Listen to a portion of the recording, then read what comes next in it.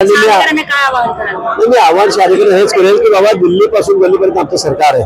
वरती मोदींचे नेतृत्व हे सर्व जगमान्य आहे, देशात नाही।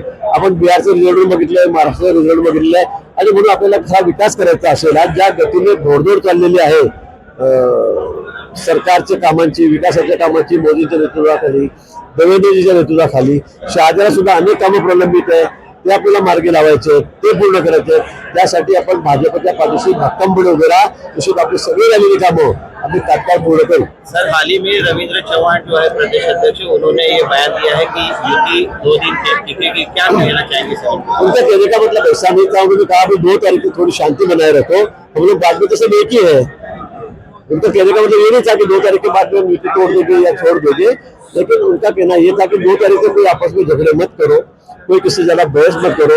हमने जब युति महायुति में तो लड़ना है ये तय किया था, लेकिन कई जगह छोटी मोटी कम जगह ऐसी है कि जहां हम लोग आपस में लड़ रहे हैं, लेकिन हमने ये भी तय किया था कि कोई एक दूसरे के ऊपर टीका टिप्पणी ना करे, ज्यादा मतलब गलत स्टेटमेंट हम एक दूसरे के खिलाफ ना दे, ये भी हमारी आचार संहिता तय हुई थी। इसलिए रविंद्र जी ने कहा कि 2 तारीख तक थोड़ी शांति बनाए रखो, उसके बाद में हम वापस इकट्ठा होने वाले हैं। सर, दादा भुसे जी ने कहा है कि भविष्य के मुख्यमंत्री एकनाथ शिंदे रहेंगे, क्या कहेंगे सर? चल उनकी राय है तो उनके नेता है, उनको लगेगा ऐसे।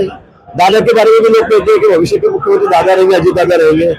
शिवसेना वाला कहेंगे कि शिवसेना वाले कहेंगे कि भाई एकनाथ जी रहना चाहिए, क्या उसमें गलत क्या है, उनको कह दे दो। सर, इसका मतलब ये नहीं है क्या युति टूटने वाली है क्या? नहीं, ऐसे क्यों समझ रहा? देखो अभी तो संख्या आपने देखी है, बीजेपी की संख्या कितनी है, शिवसेना की संख्या कितनी है, अजीत दादा की अभी हम महायुति में है, तो महायुति में तो 5 साल हमें रहना ही है। इसके बाद में अगला कौन ज्यादा संख्या में चुन के आता है, किसके विधायक ज्यादा आते हैं, वो देखेंगे, उस पर निर्भर होगा आगे क्या करना है। सर, लगातार अपने दौरे यहाँ पर नंदुरबार जिले में हो रहे हैं, सर क्या कहेंगे यहाँ पर कैसा वातावरण है और यहाँ पर कितनी सीटें आएंगे? लगातार में मेरे पास पूरे 50 to 53 नगर परिषद नगर पालिका मेरे पास में है। इसमें जलगांव जिला है, धुलिया है, नंदुरबार है, नासिक है, नगर है, 5 जिले का इंचार्ज मैं हूँ और हर नगर पालिका में मैं जा रहा हूँ।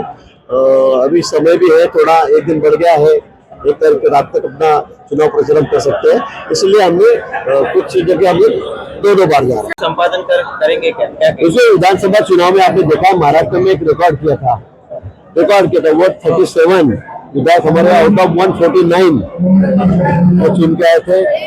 बिहार में उसका भी रिकॉर्ड तोड़ा गया। बिहार में तो बड़ी भारी संख्या में हमारे विधायक और मित्र पक्ष के भी, कांग्रेस को, बाकी पार्टी को तो हमने, यादव वगैरह है तो सभी को हमने 50 के अंदर ही लपेट दिया। बहुत बड़ा रिकॉर्ड वहां पे भी हुआ है। मुझे लगता है इस चुनाव में भी, ये तो विधानसभा लोकसभा के चुनाव नहीं है, लेकिन फिर भी यहाँ नगर परिषद के चुनाव है, नगर पालिका के चुनाव है, इसमें उसका भी रिकॉर्ड टूटेगा, क्योंकि लोगों का विश्वास अभी खाली बीजेपी पे है, महायुति पे है, मोदी जी पे है, देवेंद्र जी पे है। इसलिए मैं आपसे कहूंगा कि इस वक्त सब रिकॉर्ड पिछले सभी टूटेंगे और बड़ी भारी संख्या में भाजपा के नगराध्यक्ष हो, हमारे महायुति के नगराध्यक्ष यहाँ पर नगर सेवक चुन कर आएंगे। सर, यहाँ जो भी लड़ाई हो रही है वो सब महायुति के अंतर्गत हो रही है, सब मित्र पक्ष आपस में लड़ रहे हैं, क्या कहेंगे सर?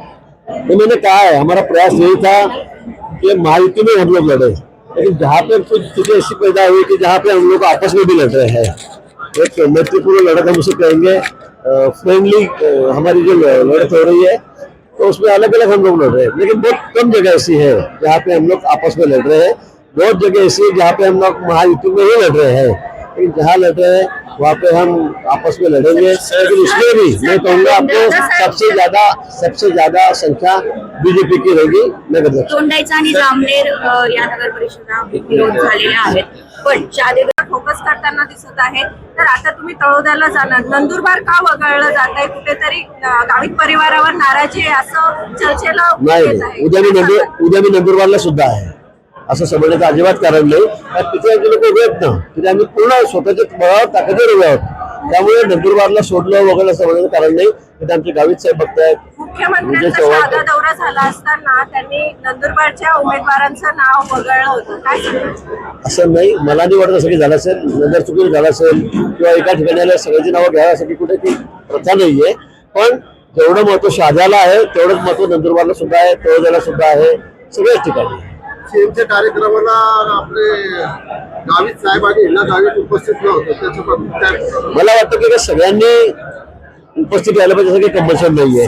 आता वेळ कमी आहे, आपल्याला सगळ्या लोकांना संपर्क करायचा आहे, सगळी जोरदार या ठिकाणी करायची आहे, त्यामुळे ते असलंच पाहिजे सगळे एका ठिकाणी आणि आपला वेळ उगाच व्यर्थ घालावा अशी अपेक्षा पक्षालाही नाहीये. ते त्यांच्या जिल्ह्यामध्ये त्यांच्या मतदारसंघात त्याचं काम करतायत, त्यामुळे ते आले नाही आले त्यामुळे आपण त्याचं वेळ अर्थ काढण्याची गरज नाही. इथले विरोध प्रमुख मानले जातात, तर ते असं म्हणतात की गिरीश महाजन माझ्या पाठीमागे 1 तास त्यांच्याशी चर्चा झालेली आहे. नाही, माझी कुठली चर्चा अभिजित पाटलांची झालेली नाही. माझं कधी फोनवर संभाषण त्यांचं झालेलं नाही. आपल्याला कल्पना आहे, मी 35 वर्ष झाले आमदार आहे, 15 वर्ष झाले मी मंत्री आहे. माझी बांधिलकी फक्त पक्षाचीच आहे. कोणी असलं तरी माझी कोणाशी बांधिलकी या ठिकाणी नाही आहे. अनेक लोक असं सांगतात, खोट्या बातम्या करतात, माझ्या पाठीशी आहेत ते आहेत. पक्षाशिवाय आमच्या डोक्यामध्ये कधी काही नसतं, तरी येणार पण नाही. त्यामुळे आमचे उमेदवार मकरंद भाऊ या ठिकाणी आहेत, त्यांनाच आपण सर्वांनी मतदान करावं, निवडून द्यावं अशा भूलसभा मांडण्याचा प्रयास चाललेला आहे. म्हणून मला दुसऱ्यांदा या ठिकाणी प्रवास करावा लागतोय. नमस्कार.